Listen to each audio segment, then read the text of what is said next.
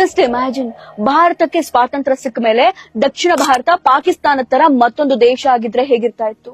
Imagine ಮಾಡ್ಕೊಳಕ್ಕೂ ಕಷ್ಟ ಆಗುತ್ತಲ್ವಾ? ಅಕಸ್ಮಾತ್ ಆ ಒಬ್ಬ ವ್ಯಕ್ತಿ ಇಲ್ಲ ಅಂದಿದ್ರೆ ಆ ರೀತಿ ಆಗುವಂತಹ ಎಲ್ಲಾ ಚಾನ್ಸಸ್ ಇರ್ತಾ ಇತ್ತು. ಅದನ್ನ ತಡೆದವರೇ ಸರ್ದಾರ್ ವಲ್ಲಭ ಭಾಯ್ ಪಟೇಲ್. ಭಾರತಕ್ಕೆ ಸ್ವಾತಂತ್ರ್ಯ ಸಿಕ್ಕ ಮೇಲೆ 1 ವರ್ಷಗಳು ಕಳೆದ್ರೂ ಕೂಡ ಹೈದರಾಬಾದಿನ ನಿಜಾಮ ಮಾತ್ರ ಭಾರತದೊಂದಿಗೆ ಸೇರ್ಕೊಳ್ಳೋಕೆ ಒಪ್ಕೊಳ್ತಾ ಇರ್ಲಿಲ್ಲ. ಅವನ್ ಹೇಳ್ತಾ ಇದ್ದ, ನಾನು ಪಾಕಿಸ್ತಾನದ ಜೊತೆ ಸೇರ್ಕೊಳ್ತೀನಿ, ಇಲ್ಲ ಅಂದ್ರೆ ಸ್ವತಂತ್ರವಾಗಿರ್ತೀನಿ, ಆದ್ರೆ ಭಾರತದೊಂದಿಗೆ ಮರ್ಜ್ ಆಗಲ್ಲ ಅಂತ.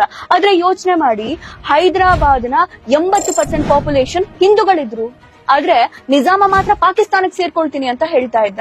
ನಾವು ಜಿಯೋಗ್ರಫಿಕಲಿ ಕೂಡ ಇದನ್ನ ಒಪ್ಕೊಳಕ್ ಸಾಧ್ಯನೇ ಆಗಲ್ಲ. ಸರ್ದಾರ್ ವಲ್ಲಭಾಯ್ ಪಟೇಲ್ ಅವರು ಹಾಗೆ ಯೋಚನೆ ಮಾಡ್ತಾರೆ. ಯಾಕಂದ್ರೆ ಒಂದು ದೇಶದ ಬಹುದೊಡ್ಡ ಭೂಭಾಗ ಪಾಕಿಸ್ತಾನದ ಪಾಲಾಗುತ್ತೆ ಅಂದ್ರೆ ಏನರ್ಥ? ಹೈದರಾಬಾದ್ ಅಂತ ಅಂದ್ರೆ ಇವತ್ತಿನ ಹೈದರಾಬಾದ್ ಅಲ್ಲ. ಅವತ್ತಿನ ಹೈದರಾಬಾದ್ ಹೇಗಿತ್ತು ಅಂದ್ರೆ ಇವತ್ತಿನ ಆಂಧ್ರ ಪ್ರದೇಶ, ತೆಲಂಗಾಣ, ಕರ್ನಾಟಕದ ಕೆಲವು ಭಾಗ, ಮಹಾರಾಷ್ಟ್ರದ ಕೆಲವು ಭಾಗ, ಇವೆಲ್ಲ ಸೇರಿದ್ರೆ ಹೈದರಾಬಾದ್ ಒಂದು ದೊಡ್ಡ ರಾಜ್ಯ ಆಗಿರ್ತಾ ಇತ್ತು. ಅದೆಲ್ಲ ಪಾಕಿಸ್ತಾನದ ಪಾಲಾಗುತ್ತೆ ಅಂದ್ರೆ ನಾವ್ ಇಮ್ಯಾಜಿನ್ ಮಾಡ್ಕೊಳಕ್ಕಾಗತ್ತಾ? ದೇಶದ ಸೆಕ್ಯೂರಿಟಿಗೆ ಎಷ್ಟು ಸಂಕಷ್ಟ ಆಗ್ತಾ ಇತ್ತು. ಯಾಕಂದ್ರೆ ಪಾಕಿಸ್ತಾನ ಇಲ್ಲಿದೆ, ಭಾರತ ಇಲ್ಲಿ ಬರುತ್ತೆ, ಹೈದರಾಬಾದ್ ಇಲ್ಲಿ ಬರುತ್ತೆ. ಆದ್ರೆ ಈ ಒಂದು ಪಾರ್ಟ್ ಸ್ವತಂತ್ರವಾಗಿರೋದು ಕೂಡ ದೇಶಕ್ಕೆ ಸೆಕ್ಯೂರ್ ಆಗಿ ಇರ್ತಾ ಇರ್ಲಿಲ್ಲ. ಪಾಕಿಸ್ತಾನದ ಪಾರ್ಟ್ ಆಗೋದು ಕೂಡ ಸೆಕ್ಯೂರ್ ಆಗಿ ಇರ್ತಾ ಇರ್ಲಿಲ್ಲ. ಆದ್ರೆ ಅಂದಿನ ಪ್ರಧಾನಿ ನೆಹರು ಅವರು ಮಾತ್ರ ಹೈದರಾಬಾದ್ ಮೇಲೆ ಮಿಲಿಟರಿ ಆಕ್ಷನ್ ತಗೊಳ್ಳೋದಕ್ಕೆ ಒಪ್ಕೊಳೋದೇ ಇಲ್ಲ.